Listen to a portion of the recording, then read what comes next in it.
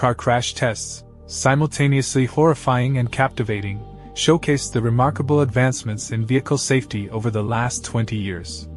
Celebrating the 20th anniversary of the European Car Safety Assessment Program, Euro NCAP, a demonstration was organized featuring a head-to-head collision between a 1997 Rover 100 and its contemporary counterpart, the Honda Jazz, at a speed of 40 miles per hour.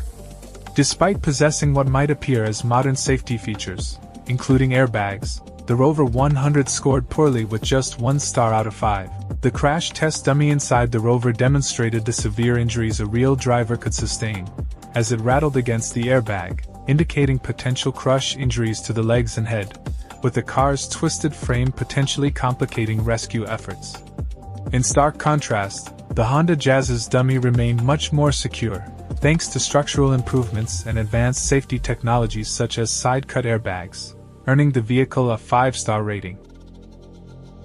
The Insurance Institute for Highway Safety, IIHS, in the U.S. further highlighted automotive safety evolution by colliding a 1959 Chevrolet Bel Air with a 2009 Chevy Malibu. Despite both vehicles ending as twisted wrecks, the 2009 Malibu showcased a vastly improved energy distribution upon impact, protecting the driver from direct harm unlike the older model.